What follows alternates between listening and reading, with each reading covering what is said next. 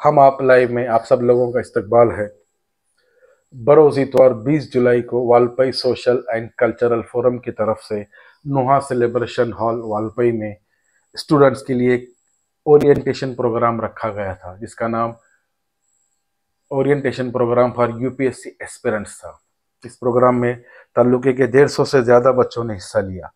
इसमें resource person की हैसियत से Shri N D. Agarwal, district collector and magistrate को इनवाइट किया गया था। उन्होंने बच्चों से बहुत बेहतरीन अंदाज में बात की और समझाया कि ब्यूरोक्रेसी की क्या अहमियत होती है, बड़े ऑफिसर्स देश को चलाने में किस तरह से अपना योगदान देते हैं, और वो बनने के लिए, इस एग्ज़ाम को पास करने के लिए आप लोगों को कैसे डिसिप्लिन, पढ़ाई, सिंसियरिटी की ज़रूरत होती है। इंसान की गरीबी, हालात, ये सब तो सबके साथ लगे हैं, लेकिन जिसके अंदर मेहनत हो, लगन हो, अपना मकसद हासिल करने की चाहत हो, वो बच्चा ये सब हासिल करके ही रहता है। बाद में सवाल जवाब का सेशन भी हुआ, जिसके उन्होंने बहुत अच्छे से जवाब दिए। कई बच्चों ने उनसे खुलकर बात की। कॉलेज कर रहा हूँ, सिविल इंजीनियरिंग कर रहा हूँ। तो मेरा एक सवाल था कि मैं अपनी फील्ड में कैसे सोशल सर्विसिंग कर सकता हूँ, जिससे मेरे सोसाइटी को भी फ़ायदा हो और मुझे भी फ़ायदा हो।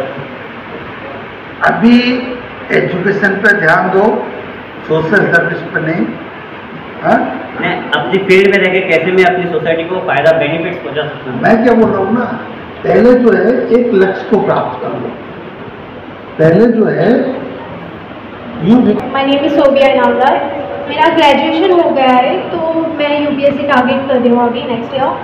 सो बेसिकली मुझे एवोल्यूशन समझना है कि आपके टाइम पे यूपीएससी का पैटर्न क्या था। फॉर एग्जांपल अभी जो पैटर्न है, तो प्रीलिम्स में तो 2 पेपर और फिर जीएस में 8 पेपर, तो आपके टाइम पे क्या पैटर्न था? देखिए, अच्छी बात है, आपको ज़्यादा इसको नंबर दे रहे हैं। Thank you so much. उसमें डेली न्यूज, अब तो मोबाइल आपके हाथ में है, आपको न्यूज पेपर पढ़ के जाने की जरूरत, लेकिन मोबाइल में भी लिमिटेड न्यूज आती है, इंपॉर्टेंट न्यूज ही आती है।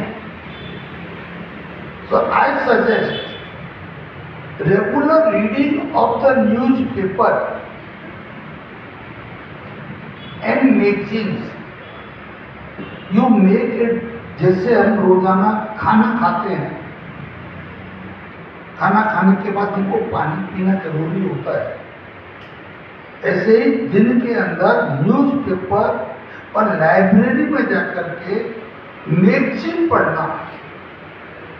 लेकिन मतलब कहानी की किताबें नहीं, कहानी बहुत सारी स्टोरीज आती हैं, क्राइम पेट्रोल की स्टोरीज आती है, that is not important. What is important, जो करेंट अफेयर्स के ऊपर होती है, समस्याओं के ऊपर होती है, नेशनल पॉलिसी के ऊपर होती है, that you are to read it. Picture देखिए,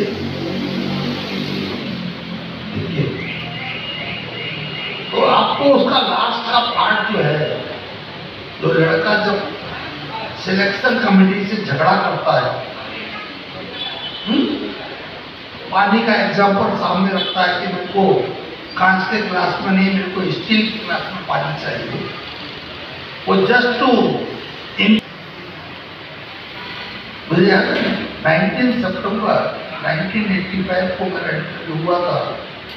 I was the first candidate और सिलेक्शन कमेटी ने करीब 45 मिनट्स मेरे को बिल किया।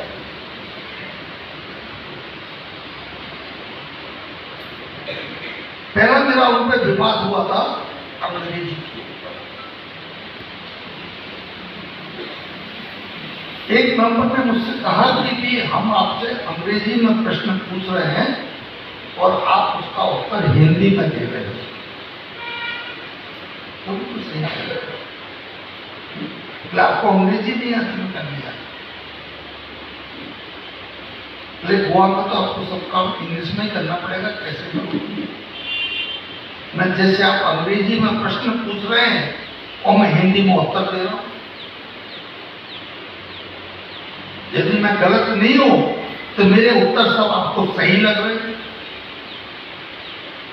फिर आपको इंग्लिश क्यों नहीं आती? मैंने कहा आपने कहा नहीं कहा था कि बिल्कुल इंग्लिश आना चाहिए।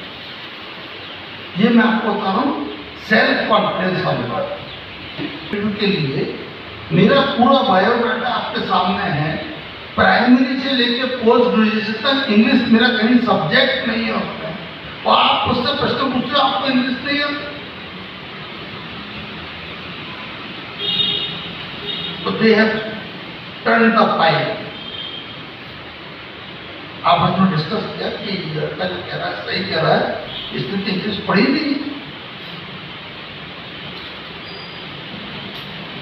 आपसे झूठ नहीं बोलते, सेल्फ अपने आप को कॉन्फिडेंस होता है, हमारा अपने आप में दृढ़ होता है कि हम जो बोल रहे हैं हम सही बोल रहे हैं, हम गलत नहीं बोल रहे। मुझे याद नहीं आता कि 45 मिनट के उस इंटरव्यू में एक भी प्रश्न मेरे को कोई गलत उत्तर देने। Valpoi social and cultural forum के कन्वीनर आदम खान साहब आज हमारे साथ हाजिर हैं। उन्होंने अपने एम्स एंड ऑब्जेक्टिव के ताल्लुक से हमसे कुछ बात की। अच्छा आदम साहब, पहले अपने एनजीओ के तरफ शॉर्ट इंट्रोडक्शन दीजिए।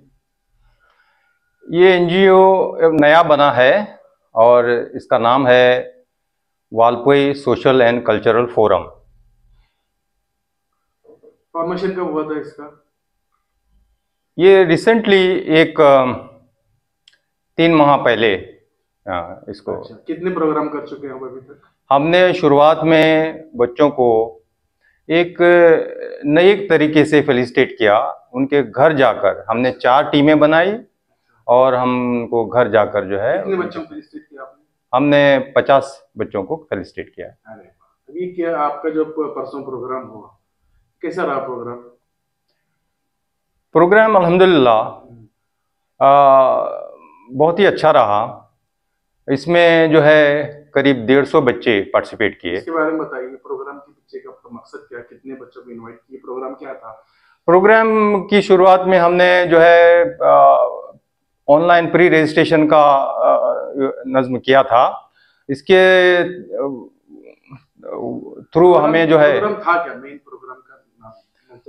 प्रोग्राम हमने रखा था orientation and awareness program for civil service aspirant. और इसमें जो है रजिस्ट्रेशन आया करीब 200 बच्चों का रजिस्ट्रेशन आया था, लेकिन अटेंडेंस में हमें 150 बच्चे उसमें कामयाबी समझ गए। जी, बच्चों का रिस्पांस कैसा था ओवरऑल पार्टिसिपेशन इन्वॉल्वमेंट? मैं समझता हूँ कुछ बच्चे जो आगे आकर जो सवालात जो पेश किए उसके मुताबिक मुझे ऐसा लगा कि बच्चों को जो है जो मैसेज जो सिविल सर्विस के आइडिया या उनके लिए जो फैसिलिटी होना चाहिए था वो आइडिया उनको उन तक पहुंची। वालपई में शायद ये दूसरा ही प्रोग्राम है जहाँ तक मुझे याद है। ये सिविल सर्विसेज अवेयरनेस, ये कहाँ से आइडिया आया आपको, कैसे सोचा आपने? नहीं, आजकल क्या हो रहा है कि बच्चे एजुकेशन के दौरान ही नीट की तैयारी में लग जाते हैं। तो नीट जो है अपने प्रोफेशन जो है एक फील्ड का वो उसका जो है प्रिपरेशन है।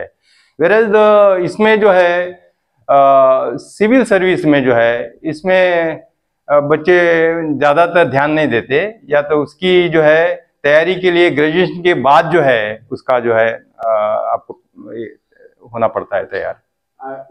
इसके बाद अभी क्या प्लान है आपका? अभी तो रिस्पॉन्स आपको काफी अच्छा रहा, इसके बाद किस तरह से क्या? हमने हमारा एक्चुअली वो ऑब्जेक्टिव हमने ऐसा तय किया था शुरू में कि एजुकेशन फील्ड में काम अगर करना है तो जनरली बात ये आती है कि स्कूल डालना है।